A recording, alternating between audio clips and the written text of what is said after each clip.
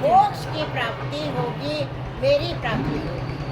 और पहला अध्याय है अर्जुन विषाद योग, जो कि अभी अभी हमने पढ़ा। दृष्टा सबको बताते अंधे थे, वो युद्ध में नहीं जा सकते थे। युद्ध में नहीं जा सकते थे तो उन्हें एक मन में जिज्ञासा थी कि युद्ध में क्या हो रहा है, कैसे जानूं।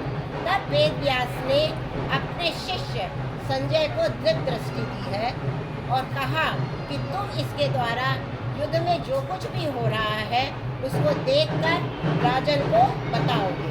तो राजन पूछते हैं, हे संजय बताओ युद्ध में क्या हो रहा है। तब वो बताते हैं कि दोनों सेनाएं कौरवों की और पांडवों की, दोनों सेनाएं आमने सामने खड़ी हो गई हैं। दोनों ने व्यूह रचना कर ली है। व्यूह रचना से क्या तात्पर्य था? व्यूह रचना इस तरीके की सेना हमने लगाई है कि दूसरी सेना उसमें ना घुस पाए, और यदि घुस भी पाए तो वो फिर से बाहर ना निकल पाए। तो इस तरीके की दोनों सेनाओं ने व्यूह रचना कर ली है।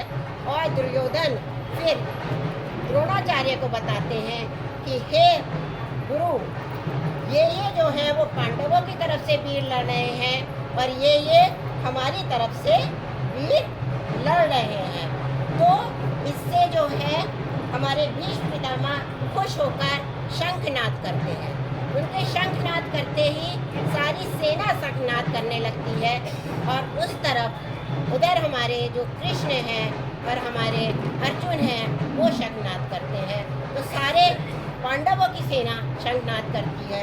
उनके शंखनाद, ढोल और नगाड़ों की आवाज़ इतनी ज़्यादा है कि कौरवों के हृदय गुर्जीन होने लगते हैं, मतलब कांपने लगते हैं कि इस सेना से हम कैसे जीत पाएंगे।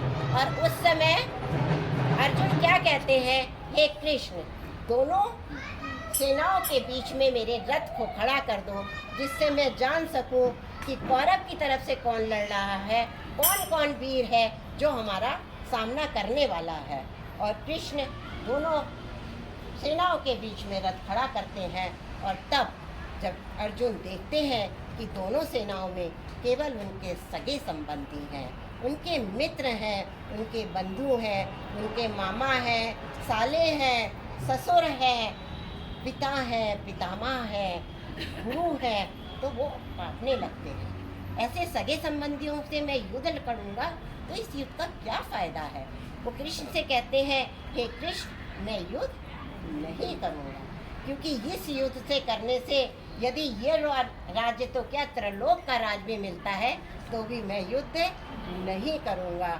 इस युद्ध से क्या होगा? इस युद्ध का परिणाम ये होगा कि सारा कुल का धर्म नष्ट हो जाएगा, और कुल का धर्म जब नष्ट होगा तो चारों तरफ अधर्म और पाप फैलेगा, और जब पाप फैलता है तो स्त्रियां दूषित होती हैं। तभी तो जब पहले राजा महाराजा नहीं रहते थे तो वो सती हो जाया करते थे, तो सबसे ज़्यादा स्त्रियां दूषित होंगी, और जब स्त्रियां दूषित होंगी तो उनसे वर्ण संकर संतानें पैदा होंगी। वर्ण संकर संतानों से मतलब आप समझ रहे हैं, वर्ण संकर संतानें पैदा होंगी, और वो संतानें ना तो पितरों का उससे उद्धार होगा और ना ही हमारा उद्धार होगा, सब कुछ नष्ट हो जाएगा। इसलिए हे राजन, हे कृष्ण, हे माधव, मैं युद्ध नहीं करूँगा।